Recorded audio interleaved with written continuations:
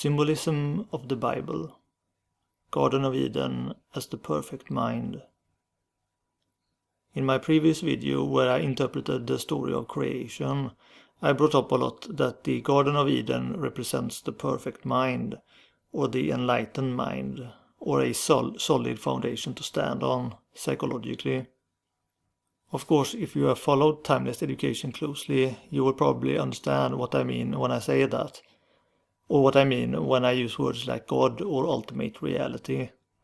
But for people who don't know about that, and maybe comes across these videos interpreting the Bible without prior knowledge of timeless education, I want to clarify some of these things, and specifically how the biblical jargon relates to these things.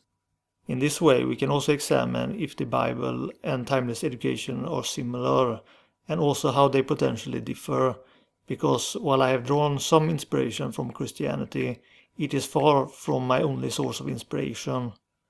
So I think this will also be of interest for people who are familiar with timeless education. And I am making this video because this interests me as well. Hopefully the sound will be better this time. So I have attempted to draw up an illustration with some diagrams of what the concepts in the story of creation and the Garden of Eden are before the fall and what they mean. So the creator or ultimate reality, the prime mover, is represented by the four elements: fire, water, air and earth, and also by the tetragrammaton, known as the four-letter name of God, YHWH, in Genesis 2:4, when it says that the YHWH gods made the earth and the heavens. Unfortunately, this does not come across in the translated text, since in English they tend to translate YHWH as the Lord, and gods or Elohim as God. Even in many Hebrew texts, they started to use the word Adonai, which means Lord, to replace YHWH because of the superstitions surrounding the name of God. So it ends up as Lord God in translations instead of YHWH gods, which were the masters of the quadratic creator principle.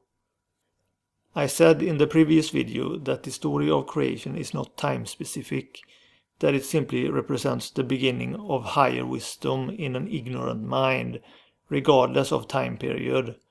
However, there is a historical component to the stories in the Bible as well, including the story of Genesis. You could divide the Bible, or the history of this wisdom tradition, into four stages. The first is ancient prehistoric man, the antediluvian or pre-flood civilization, who came up with or discovered this wisdom. These original ancient men of wisdom, whom we don't know much about, since they lived before recorded history, are represented by the Elohim or God in the Genesis story. As I said, Elohim is a plural word and should be translated as gods. And gods or Elohim is a reference to masters of wisdom or transmitters of wisdom, or the various formulations of the creator principle itself. And the four elements seem to be the oldest formulation of this creator principle, but it's impossible to know. The second stage is the period after the flood, which was some kind of disaster that seems to have happened when a giant meteorite hit the ice sheets covering North America. Before this disaster, time had been regarded as mainly cyclical, with no need to record history. But after the original wisdom deteriorated, as represented by the fall of man from Eden, followed by this great disaster that almost seemed like a punishment to the survivors, it sparked a preservation mentality that slowly put in motion the idea of progressive history and to build upon previous knowledge, both to preserve the old in a new form and to deal with its flaws that led to the fall or deterioration in the first place. Hence you have the creation of a bunch of new religions moving away from the relative simplicity of the original concept. And this is represented by various lands and nations in the Bible having their own religions of various qualities, with Abraham and his lineage possessing the best one. Abraham has been associated both with a school of Chaldean priests and the Hindu concept of Brahman. The third stage is Judaism, beginning at Exodus, where you had an update and reformulation of many of the original concepts, including the creator principle, which was now using the four-letter name of God instead of the four classical elements or some other formulation. Exodus 6:3 even expresses this when God says to Moses that by his name YHWH he was not known to Abraham, Isaac or Jacob, because the formulation of YHWH had not been done earlier than with Moses. Also, the zodiac system was no longer formulated as gods in the sky, but instead as tribes, with more down-to-earth symbolism, which unfortunately also made it easier to confuse these concepts with literal history and literal tribes. The fourth stage is the New Testament, with Jesus and the Christians, where once more the terminology and language is largely updated. The Old Testament was written in Hebrew, while the New Testament is written in Greek. As a result, the formulation of YHWH or Yahweh does not even appear in the New Testament, from what I can gather. Instead, the creator principle is referred to merely as the Word God or Logos that existed from the beginning, and which was associated with Jesus Christ himself, and sometimes also with the 4 points of the cross. But there is no clear formulation made, and the system of 12 was now formulated as 12 disciples, who still represents particular psychological states. Then it is also possible to think of Islam as a fifth stage, with yet another reformulation, this time illustrated as the Kaaba with its 4 limits around the image of a throne, that is the Meccan sanctuary. The original Muslims said the Kaaba is within you, so it's another psychological concept. Mecca is also within you, just like the Garden of Eden or Israel or any other holy place. But the actual meaning of the creator principle, if we go back to the original formulation with the 4 elements, is that what governs all of manifest reality are the 4 principles of one law or one common origin, represented by fire or the number 1. Duality or opposites, represented by water as the opposite of fire, or the number 2. Unity or relationship, represented by air as a mixture of fire and water, or the number 3. And creation or result, represented by earth, or the number 4, which is both equal to and inverse in symmetry or correspondence to the first principle or number, but in a lower world or different phenomenon, which reproduces the creator sequence in everything. A form of ancient metaphysical mathematics on the fundamental law of nature. However, that does not mean that this formula or creator principle is the actual creator or God, and that's it. It is merely an abstract representation. However, it is the closest we can come to understanding the unknown. Whatever is behind existence is an actual mystery, and ancient people understood that. So when Jesus said that nobody comes to the Father except through him, we can interpret this as nobody will understand God or the Creator except through this word God formulation, since Jesus is associated with the Logos, which was understood as the classical elements by Heraclitus, who also spoke of the Logos. In other words, we cannot understand God or reality except through this kind of philosophy. The Spirit of God is the understanding or comprehension that comes from the Creator principle and the Masters, and that completes the concept of the Holy Trinity.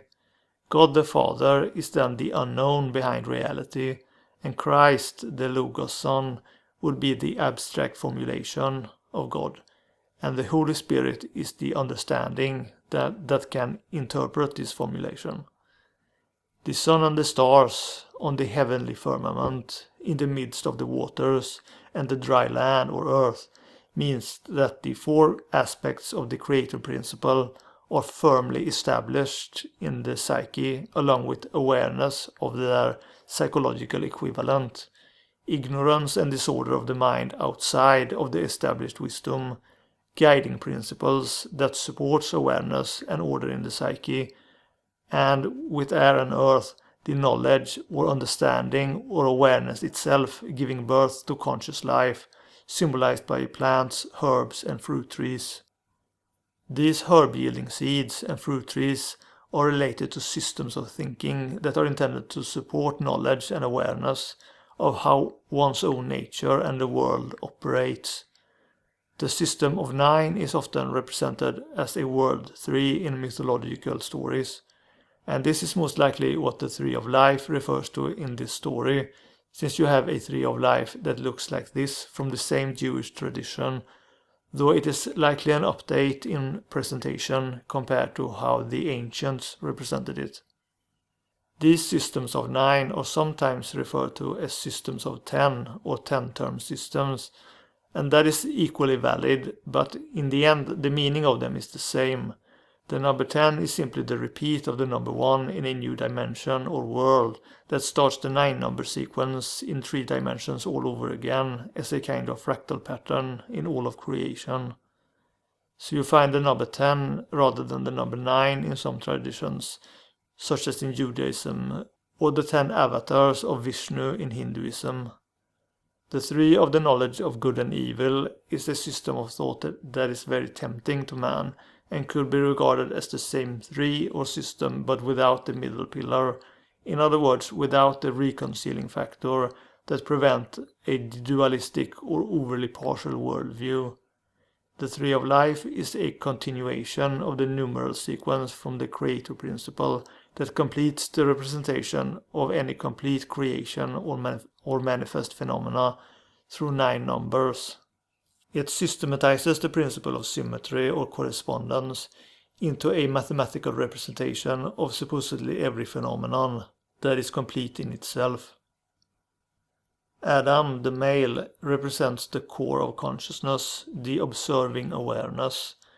Eve, the woman, likely represents memory knowledge, which is why she is closer to the tree, which is also a system of knowledge, and why she is the first to eat from it, and why she even has to hand the fruit over to the more passive Adam, since the observing awareness is fundamentally without action, except in the act of increasing awareness, which is what Adam does when he watches the animals and names them.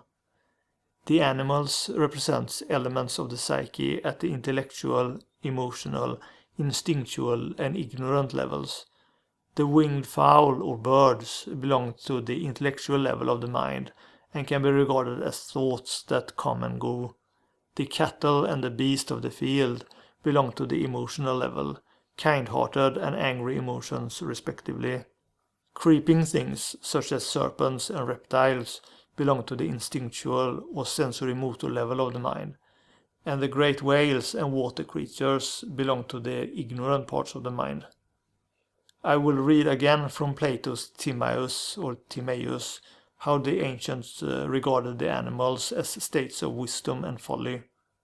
I quote, "The race of birds was created out of innocent light-minded men, who, although their minds were directed toward heaven, imagined in their simplicity that the clearest demonstration of the things above was to be obtained by sight. These were remodeled and transformed into birds, and they grew feathers instead of hair. The race of wild pedestrian animals, again, came from those who had no philosophy in any of their thoughts, and never considered at all about the nature of the heavens, because they had ceased to use the courses of the head, but followed the guidance of those parts of the soul which are in the breast. In consequence of these habits of theirs, they had their front legs and their heads resting upon the earth, to which they were drawn by natural affinity, and the crowns of their heads were elongated, and of all sorts of shapes, into which the courses of the soul were crushed by reason of disuse. And this was the reason they were created quadrupeds and polypods. God gave the more senseless of them the more support, that they might be more attracted to the earth. and the most foolish of them, who trail their bodies entirely upon the ground and have no longer any need of feet, he made without feet to crawl upon the earth. The fourth class were the inhabitants of the water. These were made out of the most entirely senseless and ignorant of all, whom the transformers did not think any longer worthy of pure respiration, because they possessed a soul which was made impure by all sorts of transgression. And instead of the subtle and pure medium of air, they gave them the deep and muddy sea to be their element of respiration. And hence arose the race of fishes and oysters and other aquatic animals, which have received the most remote habitations as a punishment of their outlandish ignorance. These are the laws by which animals pass into one another, now as ever, changing as they lose or gain wisdom and folly." End quote. And I think that what is said here in the Timaeus about animals also makes sense in the biblical context.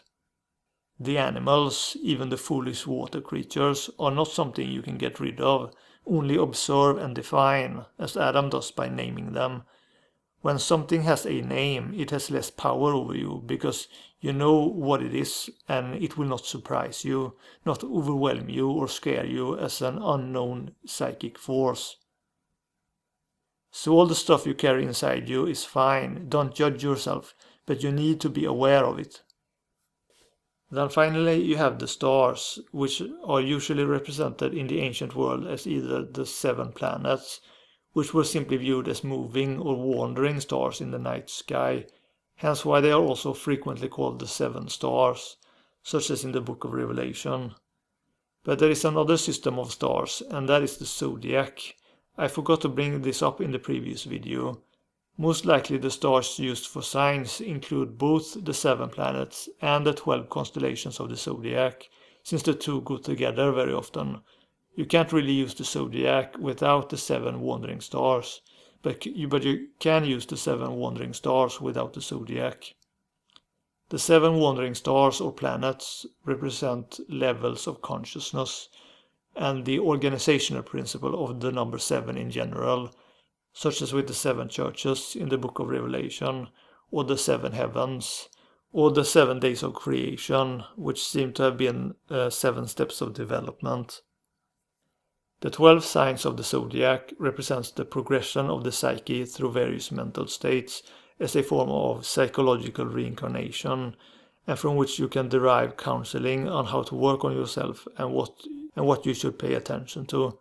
It does not really mean the cycle of the year, rather it was derived from the cycle of the year model as an analogy or symmetry that would make this spiritual or psychological knowledge easier to preserve and transmit. It all worked as a kind of synthesis. You could use the zodiac to both measure time and measure psychological states. However, I do not think the zodiac or astrology was ever intended to be used as a divination tool to predict things or to understand personality types.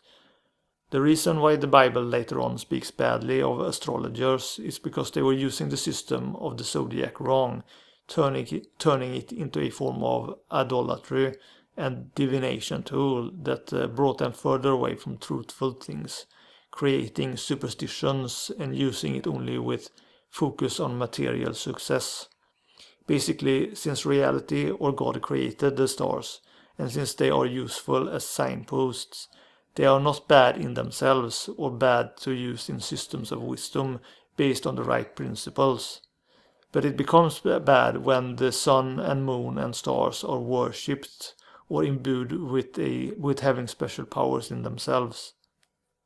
So what we have here is a story of the most ancient way of understanding reality and becoming wise, sane and enlightened, to become conscious and truly alive.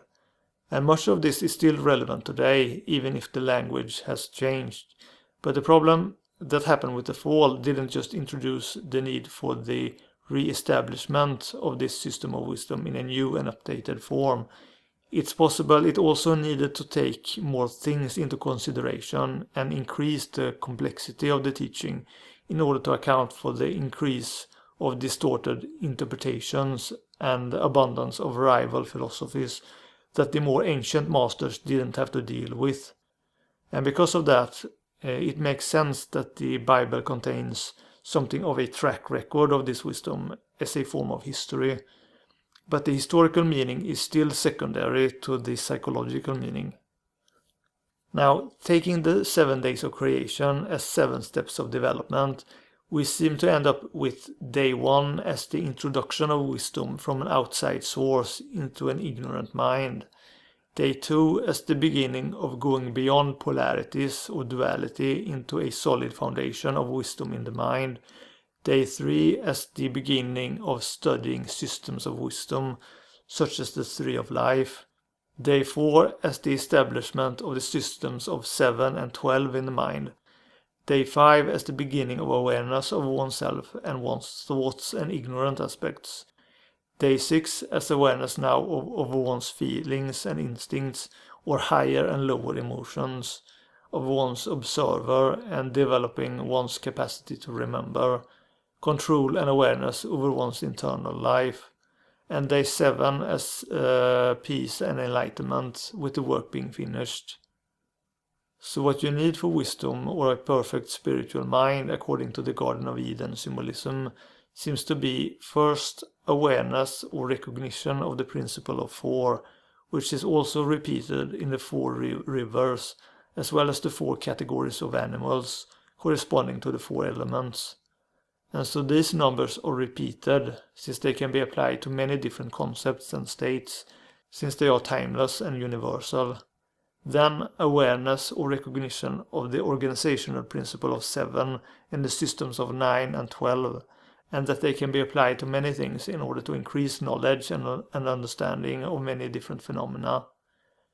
And the understanding of the world, and especially the self-knowledge that comes along with that. Self-control, by having dominion over and defining the animals, which are aspects of the psyche, such as thoughts and feelings.